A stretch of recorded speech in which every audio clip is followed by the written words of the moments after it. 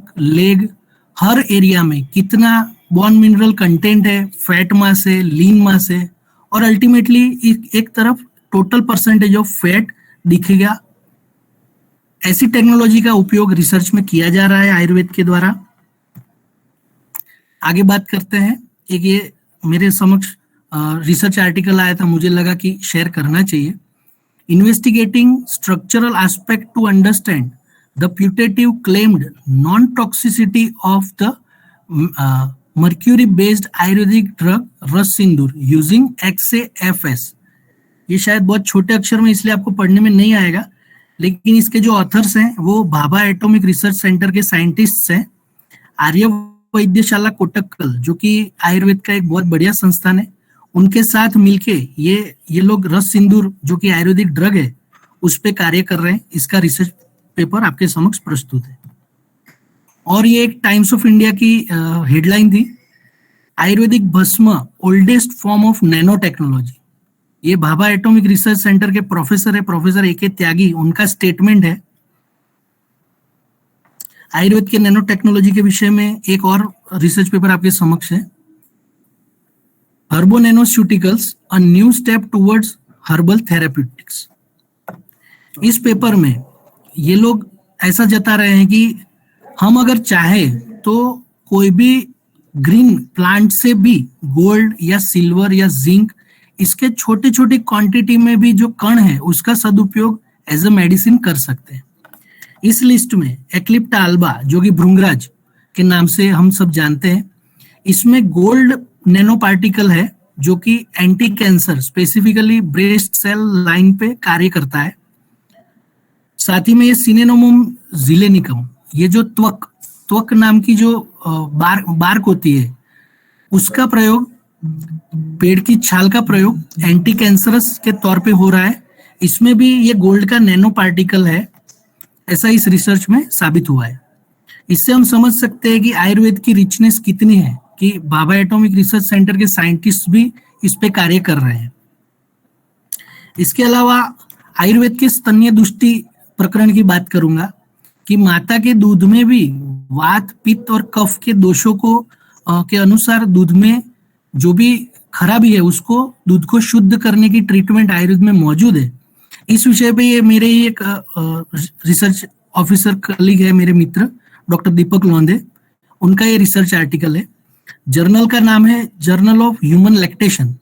ये US based एक association है, इंटरनेशनल लैक्टेशन कंसल्टेंट एसोसिएशन, जिसमें कि सिर्फ माता के दूध पे ही रिसर्च वर्क कर रहे हैं। अगर इतने रेप्यूटेड जर्नल में भी आयुर्वेद के कंसेप्ट पब्लिश हो रहे हैं, मतलब दुनिया आजकल आयुर्वेद के प्रति बहुत सजग हो रही है, उनके प्रिंसिपल्स को एक्सेप्ट कर रही है, इस बात से हम देख सकते हैं। बात करते हैं आयुर्वेद में टेक्नोलॉजी की, तो बेंचमार्क हम कहेंगे ये AHMIS, यानी कि Ayush hospital management information system. ये एक सॉफ्टवेयर है। हम पहले जानते थे कि लोगों के मानस में एक चीज कॉमन थी कि भाई आप आयुर्वेद वैद्य के पास जाएंगे तो नीचे गद्दे वद्दे डाल के टेबल वेबल पे बैठ के नाड़ी परीक्षण करेंगे। आजकल बहुत जमाना बदल गया है। बात करूं सेंट्रल गवर्नमेंट के आयुर्वेद हॉस्पिटल्स की, इंक्लूडिंग CCRS, आज CCRS के 31 हॉस्पिटल्स है, वहां कोई मैन्युअली प्रिस्क्रिप्शन नहीं लिखता। हम सभी इस AHMIS सॉफ्टवेयर का उपयोग कर रहे हैं। इसी तरह जो भी नेशनल इंपॉर्टेंस की कॉलेजेस है, जैसे कि NIA जयपुर हो गया, ITRA जामनगर हो गया, वैसे ये हर जगह पे भारत सरकार के हर एक चिकित्सा संस्थान में इस AHMIS सॉफ्टवेयर का सदुपयोग हो रहा है। इसी से हर पेशेंट का डाटा कलेक्शन हो रहा है और WHO भी इस डाटा को वैलिड मानते हुए आयुर्वेद का एक संस्थान WHO की तरफ से भारत में खोलने के लिए प्रयासरत है। अब आप सोचेंगे कि भाई रिसर्चर साइंटिस्ट जब इतना रिसर्च कर रहे हैं तो ये तो मतलब इसी में डूबे रहते होंगे, इनका एंटरटेनमेंट का क्या। तो मैं बात करना चाहूंगा फेसबुक ऑफ रिसर्चर्स की, जिसका नाम है रिसर्चगेट। ये एक European commercial social networking site है, specially designed for scientists and researchers, जो कि वहां पे अपना पेपर, रिसर्च पेपर शेयर कर सकते हैं, रिसर्च के विषय में कोई भी क्वेश्चन आंसर कर सकते हैं।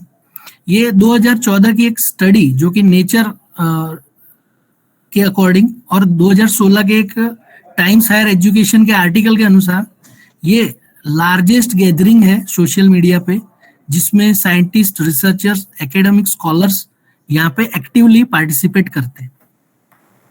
ये इसका एक स्क्रीनशॉट है। हर एक बंदा रिसर्च गेट पे अलाउड नहीं है, सॉरी फॉर दैट। अगर आप आयुर्वेद से जुड़े हुए हैं, वैद्य हैं, रिसर्चर हैं, तो आपको यहाँ स्वागत किया जाएगा। यहाँ पे आपको ईमेल आईडी, पासवर्ड से लॉगिन करना है। ये एक और स्क्रीनशॉट है, ये मेरा लॉगिन किया हुआ है। यहाँ पे आप देख सकते हैं होम, तो होम पे अलग अलग रिसर्च पेपर, जैसे हम फेसबुक में स्क्रॉल करते हैं वैसे आते ही रहेंगे। आप जितना स्क्रॉल करोगे उतने रिसर्च पेपर आते रहेंगे। आप किसी को भी रोक के देख सकते हो, पढ़ सकते हो, डाउनलोड कर सकते हो, शेयर कर सकते हो। साथ ही में होम के बाजू में कॉलम है क्वेश्चंस, तो यहाँ पे आप अपने मन में कुछ भी रिसर्च रिलेटेड कोई भी क्वेश्चन है आप डाल सकते हो। उसके बाद ये आपको सर्च विंडो दिख रही होगी, search for researchers, publications etcetera. तो यहाँ पे जैसे आप कोई भी साइंटिस्ट को नहीं जानते हो, लेकिन आप कोई भी एक इंस्टीट्यूट को जानते हो, जैसे कि CCRS, तो आप यहाँ पे CCRS डाल के देखिए। जितने भी CCRS के साइंटिस्ट्स हैं रिसर्च गेट पे, उनके रिसर्च पेपर्स, उनके research projects, ongoing research projects सभी आप यहाँ से एक्सेस कर सकते हो। मान लीजिए आप national institute of Ayurveda Jaipur के विषय में जानना चाह रहे हो कि भाई वहां पे क्या रिसर्च हो रहा है, आप यहाँ पे सिर्फ national institute of Ayurveda Jaipur डाल दीजिए। वहां के जितने भी teachers, scholars, PhD scholars, MD scholars, सभी के रिसर्च पेपर्स आपको यहाँ से मिलेंगे। अब अलग टॉपिक पे बात करना चाहूंगा कि हम सब आयुष क्वाथ, अश्वगंधा, गुडुचि, संशमनी, इन सब से परिचित हो गए कोविड एरा में। तो मैं evidence based research during Covid era इसकी बात करूंगा। ये एक मिनिस्ट्री ऑफ आयुष का शॉर्ट अप्रेजल है। मिनिस्ट्री ऑफ आयुष ने कोविड-19 के दौरान अलग अलग इनिशिएटिव्स लिए, जिसमें इन्होंने guidelines, health advisory public domain में रखी। साथ ही साथ रिसर्च एंड डेवलपमेंट में अपना ह्यूमन रिसोर्सेज झोंका। नेशन वाइड आयुष 64 काबा सुधीर कुदीनीर का डिस्ट्रीब्यूशन किया और इसी के आउटकम के स्वरूप अलग अलग रिसर्च पब्लिकेशंस मिले। बात करते हैं पब्लिक हेल्थ एडवाइजरी की। तो जनरल पब्लिक के लिए प्रिवेंटिव मेजर्स क्या क्या है, सेल्फ केयर के प्रिवेंटिव मेजर्स क्या क्या है, वो मिनिस्ट्री ऑफ आयुष ने इसके दौरान पब्लिश किए। उसकी साइट पे आपको अवेलेबल होंगे। अलग अलग गाइडलाइंस कोविड-19 के अकॉर्डिंग इन्होंने बनाई, जिसमें एक प्रैक्टिशनर्स गाइडलाइन है, दूसरी क्लिनिकल रिसर्च गाइडलाइन है, तीसरी स्पेसिफिक क्लिनिकल स्टडीज, जो भी आप रिसर्च करना चाहते हो कोविड-19 पे उसके लिए गाइडलाइन है, टेलीमेडिसिन की गाइडलाइन है, रिहेबिलिटेशन ऑफ कोविड-19 पेशेंट्स इसकी भी गाइडलाइन है, म्यूकरमाइकोसिस की भी गाइडलाइन है। ये आप मिनिस्ट्री ऑफ आयुष की साइट से देख सकते हैं। इसके अलावा आयुष इंफ्रास्ट्रक्चर, ह्यूमन रिसोर्सेज का इसमें क्या यूटिलाइजेशन हुआ, तो बहुत सारे आयुर्वेद की, सिद्धा की, यूनानी की, होम्योपैथी की यूनिवर्सिटी, कॉलेजेस का इंफ्रास्ट्रक्चर कोविड-19 के दौर में कम्युनिटी के लिए डेडिकेटेड रहा। Quarantine, isolation, Covid care centres Ayush के अलग अलग इंस्टीट्यूशन में बनाए गए। 8 लाख से ज्यादा आयुष का staff as a Covid warrior registered हुआ। लगभग आयुष का 1.06 लाख ऑनलाइन ट्रेनिंग से आयुष मैन पावर अलग अलग गवर्नमेंट की कोविड की सर्विस में डेडिकेटेड रहा। AYUSH facility as Covid care centres with AYUSH human resources, जिसमें कि all India institute of Ayurveda Delhi, NIA Jaipur, जिसकी 150 बेड की कोविड केयर सेंटर को गवर्नमेंट ऑफ राजस्थान को सौंपा गया, तमिलनाडु की नेशनल इंस्टीट्यूट ऑफ सिद्धा, इसके अलावा दिल्ली की चौधरी ब्रह्मप्रकाश आयुर्वेद चरक संस्थान, धन्वंतरी आयुर्वेद कॉलेज चंडीगढ़, इन सभी के बिल्डिंग्स को गवर्नमेंट को सौंपा गया। वहीं के जो भी स्टाफ थे, डॉक्टर्स थे, टीचर्स थे, स्टूडेंट्स थे, इनको आयुष ह्यूमन रिसोर्सेज ने कोविड केयर सेंटर्स पे कोविड वॉरियर के तौर पे कार्य किया। और स्क्रीनशॉट ले लेना। आयुष कोविड-19 काउंसलिंग की हेल्पलाइन भी मिनिस्ट्री ऑफ आयुष के द्वारा शुरू की गई, जिसका टोल फ्री नंबर 14443 रहा। सुबह 6 बजे से रात को 12 बजे तक सप्ताह के 7 दिन इस पे आयुर्वेद के अलग अलग डॉक्टर्स ने लोगों की हेल्प की है। टोटल 1,67,920 कॉल रिसीव हुए अक्रॉस इंडिया से। बात करते हैं impact assessment of effectiveness, acceptance and usages of AYUSH advisory and measures in prevention of कोविड-19। गवर्नमेंट की मिनिस्ट्री की ये जो भी एडवाइजरीज थी उसका प्रिवेंशन ऑफ कोविड-19 में क्या इम्पैक्ट रहा, इसके ऊपर एक स्टडी हुआ। Sanjivani mobile app population based study के लिए यूज की गई थी, जिसका फीडबैक लगभग 7,23,000 से ज्यादा लोगों ने दिया। टोटल 74,500 से ज्यादा फिजिशियन ने भी अपना फीडबैक दिया। जो फिजिशियन के यहाँ आने वाले पेशेंट्स थे उनको कहा गया कि आपको इन एडवाइजरी से कितना लाभ है, तो वैसे 1,35,21,245 लोगों ने अपना फीडबैक दिया। 85% रिस्पोंडेंट्स ने आयुष मेजर्स का उपयोग कर रहे हैं ऐसा अपना फीडबैक दिया। 89.8% रिस्पोंडेंट एग्री हुए कि हमें आयुष एडवाइजरी से लाभ हुआ है। 79% यूजर्स ने रिस्पॉन्ड किया कि आयुष मेजर्स से हम अपनी ओवरऑल हेल्थ को अच्छा फील कर रहे हैं। अब बात करते हैं research and development initiative ministry of Ayush. सबसे पहले तो एक इंटरडिसिप्लिनरी रिसर्च की टास्क फोर्स बनाई गई मिनिस्ट्री ऑफ आयुष के द्वारा, जिसमें all India institute AIIMS new Delhi, ICMR और आयुष के इंस्टीट्यूशंस की भागीदारी थी। उन्होंने क्लिनिकल रिसर्च प्रोटोकॉल तैयार किए कोविड-19 के लिए, जिसको गैजेट नोटिफिकेशन के द्वारा रिसर्च फैसिलिटी में भी लाया गया। आयुष और CSIR के कोलैबोरेशन से अलग अलग प्रोफाइलेक्सिस और एड ऑन आयुर्वेदिक मेडिसिन का भी ट्रायल किया गया। ये रिसर्च इनिशिएटिव 4 पार्ट में दिखाएंगे। सबसे पहले ट्रीटमेंट स्टडीज, दूसरी प्रोफाइलेक्टिक स्टडीज, एक्सपेरिमेंटल स्टडीज और रेट्रोस्पेक्टिव ऑब्जर्वेशनल स्टडीज। ये एक in silico evaluation Ayurvedic medicine Ayush 64 का रिसर्च पेपर है, जो कि इसी दौरान तैयार किया गया था। ये कोलैबोरेटिव प्रोजेक्ट है। Total Ayush system wise total 139 studies conduct किए गए, जिसमें आयुर्वेद के 70, होम्योपैथी 29, यूनानी 8, सिद्धा 13, योगा 19। बात करें आयुष रिसर्च स्टडीज कोविड-19 की, तो 139 स्टडीज को में से 44 प्रोफाइलेक्टिक स्टडीज थे, 44 ट्रीटमेंट के स्टडीज थे, 15 ऑब्जर्वेशनल स्टडी थे, 22 प्री क्लिनिकल स्टडी थे और 14 सर्वे थे। ये 70 जो आयुर्वेद के स्टडीज थे उसमें से 29 स्टडीज CCRS, जो कि आयुर्वेद में रिसर्च का एपेक्स बॉडी है, उसके द्वारा कंडक्ट किए गए। और 70 स्टडीज का डिस्ट्रीब्यूशन प्रोफाइलेक्टिक के 14 स्टडीज, थेराप्यूटिक इंटरवेंशन के 10 स्टडीज, ऑब्जर्वेशनल 2 स्टडी, सर्वे 1, सिस्टमेटिक रिव्यू 1 और एक्सपेरिमेंटल स्टडी 1 के तौर पे विवरण में करूंगा। इसमें से बहुत इंपॉर्टेंट स्टडीज की बात करें तो नई दिल्ली में 9,010 लोगों के ऊपर ये एक स्टडी किया गया, जिसमें गुरुची घनवटी, अश्वगंधा, सुदर्शन घनवटी का ट्रायल लिया गया। CCRS के 16 संस्थानों में कुल 30,000 लोगों पे एक और ट्रायल किया गया, जिसमें गुरुची घनवटी और सुदर्शन घनवटी का प्रयोग किया गया। ये कंटेनमेंट जोन के पॉपुलेशन और हेल्थ केयर वर्कर्स पे ही ये ट्रायल कंडक्ट किया गया था। इसके अलावा बात करें तो आयुष और CSIR का एक कोलैबोरेटिव प्रोजेक्ट था, जिसमें आयुष 64 का randomised open label parallel efficacy के लिए मल्टी सेंट्रिक ट्रायल किया गया, जो कि माइल्ड और मॉडरेट कोविड-19 पेशेंट्स पे ही हुआ है। ये हुआ है मुंबई के BMC कोविड केयर सेंटर्स पे, Datta Meghe institute of medical sciences Wardha में और King George medical university Lucknow के अंतर्गत। कहने का मतलब ये पूरे मॉडर्न सेटअप में ही आयुष 64 का ट्रायल किया गया और तब जाके उसके परिणाम स्वरूप आज हम लोग माइल्ड और मॉडरेट केसेस में आयुष 64 का प्रयोग कर रहे हैं।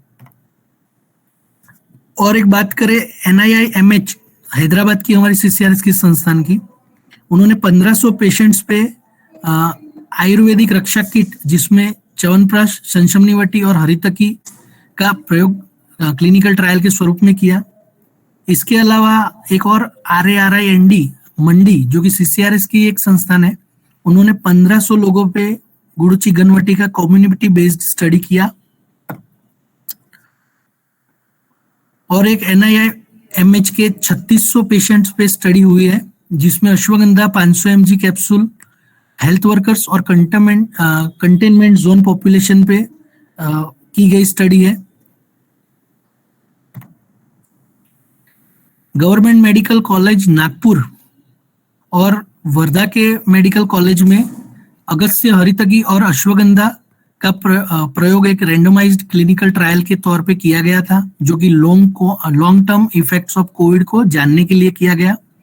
साथ ही साथ WHO और आयुष के कोलैबोरेशन से, जो कि CCRS और PHFI ने इसको कंडक्ट किया था, एग्जीक्यूट किया था, वो स्टडी भी कोविड-19 की है। बात करते हैं प्रोफाइलेक्टिक स्टडीज जो कि कोविड-19 से बचाव के हेतु किया जाता है, उसकी बात करेंगे। इसमें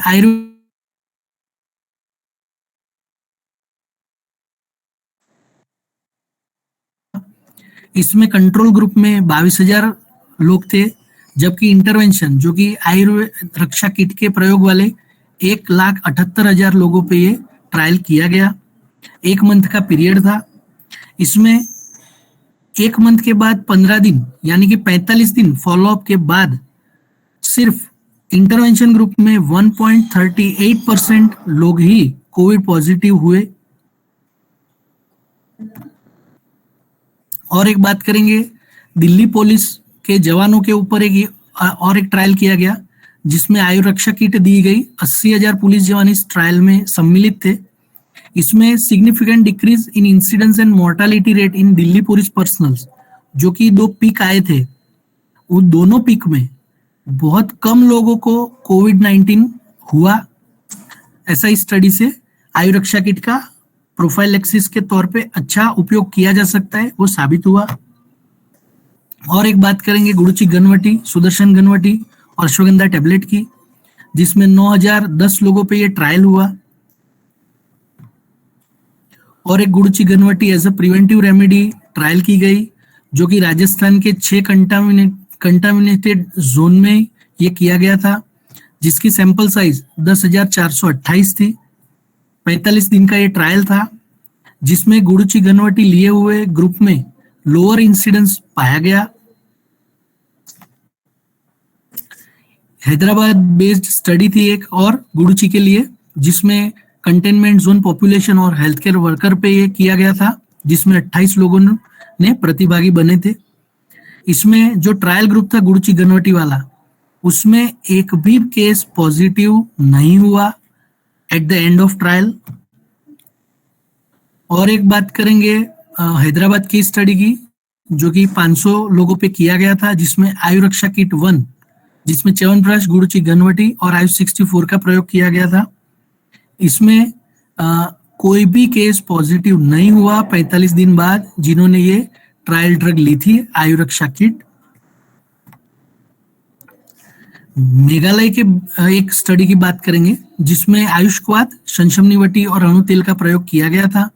5,000 लोगों पे ये ट्रायल किया गया था, जिसके रिजल्ट्स आपके समक्ष हैं।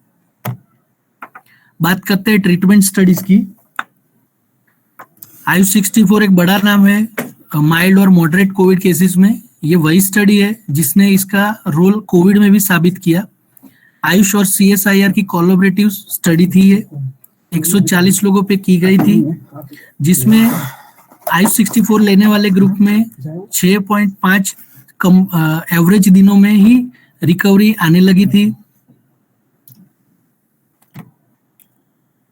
आयु 64 का एक और माइल्ड टू मॉडरेट केस पे ट्रायल हुआ चंडीगढ़ में, जो कि 80 पेशेंट्स पे था, जिसमें फॉलोअप विजिट में 100% पेशेंट्स रिकवर हो गए कोविड-19 से, जबकि दूसरे ग्रुप में 23वें दिन सिर्फ 32% केसेस ही रिकवर हो पा रहे थे। इंप्रूवमेंट इन HRCT चेस्ट वो भी स्टेटिस्टिकली सिग्निफिकेंट प्राप्त हुआ आयुष 64 वाले ग्रुप में। मेदांता हॉस्पिटल गुरुग्राम, यहाँ पे गुड़ुची पिपली का एक एक्सट्रैक्ट बना के टेबलेट बनाई गई थी, उसका ट्रायल किया गया। ये ट्रायल ड्रग लेने वाले ग्रुप में कोई भी पेशेंट क्रिटिकल स्टेज तक नहीं पहुंचा और लगभग छठे दिन सभी पेशेंट्स असिम्प्टोमेटिक हो गए थे। हॉस्पिटल स्टे ड्यूरेशन भी 5.5 दिन एवरेज मिला है, जबकि कंट्रोल ग्रुप में ये लगभग 7 दिन का रहा। अहमदाबाद के समरस कोविड केयर सेंटर की ये एक ट्रायल है जिसमें दशमूलकवात, पथ्यादिक्वात विथ त्रिकटु, शंशमनिवटी, आयुष 64 टेबलेट और यष्टिमधु चूर्ण का प्रयोग किया गया था। उसमें असिम्प्टोमेटिक पेशेंट्स कोई भी क्रिटिकल स्टेज में नहीं गया, साथ ही जो भी सिम्प्टोमेटिक केसेस थे वो अर्ली क्लिनिकल रिकवरी प्राप्त किए गए और एक भी मोर्टालिटी इस ट्रायल के दौरान आयुर्वेदिक मेडिसिन लेने वाले ग्रुप में नहीं हुई। टोटल 541 लोगों पे ये ट्रायल की गई थी। एम्स जोधपुर में भी आयुष 64 का ट्रायल हुआ, जिसमें लगभग 70% पेशेंट्स को RT-PCR नेगेटिव आ गया। उसके कंपेयर में जो स्टैंडर्ड केयर ले रहे थे उनमें सिर्फ 53% पेशेंट्स में RT-PCR नेगेटिव आया था। गवर्नमेंट आयुर्वेद कॉलेज नागपुर और JN मेडिकल कॉलेज वर्धा में एक और ट्रायल थी 220 पेशेंट्स पे। इसमें भी changes in respiratory function HRCT, ये हमें अगस्त्य, हरितकी और अश्वगंधा के थ्रू रिजल्ट्स मिले हैं। बात करते हैं प्री क्लिनिकल स्टडीज की, जो कि इन सिलिको स्टडी है, ICMR के द्वारा ये कंडक्ट की गई थी, जिसमें आयुष 64 के अलग अलग 36 कंपाउंड्स पे इन सिलिको स्टडी हुई। 36 में से 35 कंपाउंड एक पॉजिटिव रिजल्ट लेके सामने आई इस ट्रायल के दौरान। DBT और आयुष के ही साथ में एक और प्रोजेक्ट किया गया। DBT है डिपार्टमेंट ऑफ बायोटेक्नोलॉजी। इसके प्री क्लिनिकल और फार्माकोलॉजिकल इवेल्युएशन अलग अलग आयुर्वेद के एक्सट्रैक्ट फॉर्मुलेशंस के किए गए थे, जिसमें अश्वगंधा, गुड़ुची, पिपली, यष्टिमधु, आयुष 64, अणु तेल, षडबिंदु तेल, गोघृत इत्यादि थे। इसके रिजल्ट स्वरूप इम्यूनोमॉड्यूलेटरी एक्टिविटी इनकी सामने आई, साथ ही एंटीवायरल एक्टिविटी भी सामने आई, जिसका प्रयोग आगे और मेडिसिन बनाने में किया जा सका। एक और IIT वाराणसी BHU से एक और आयुष क्वाथ पे इन सिलिको स्टडी की गई।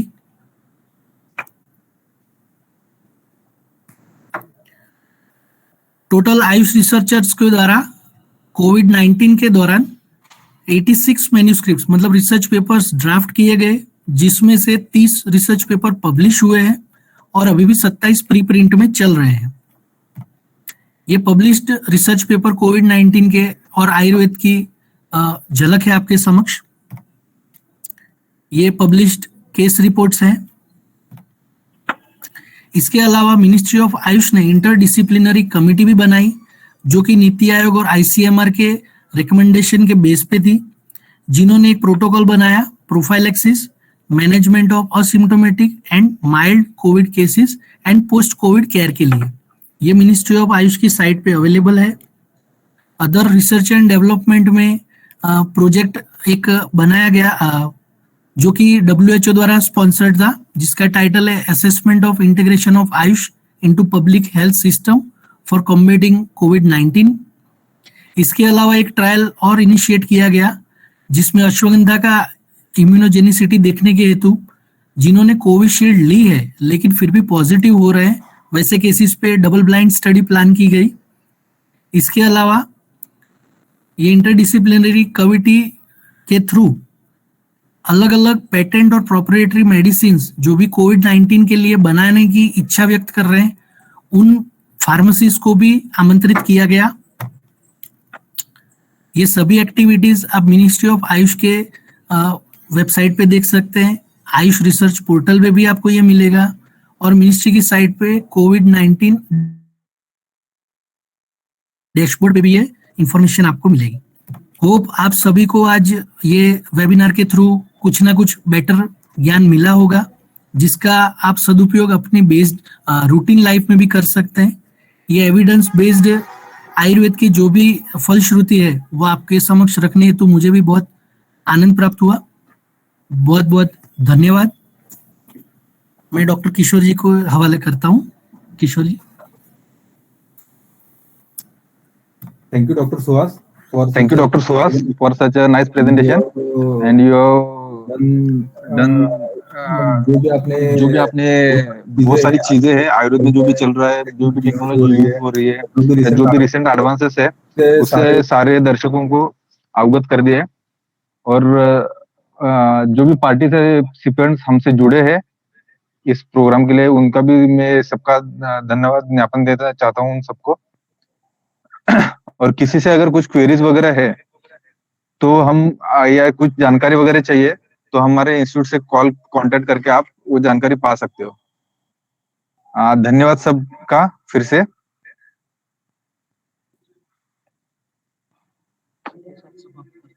हाँ, इसी के साथ मैं चाहता हूँ कि जो आज का वेबिनार है उसका उसकी वो खत्म हुआ इसकी घोषणा करता हूँ। धन्यवाद।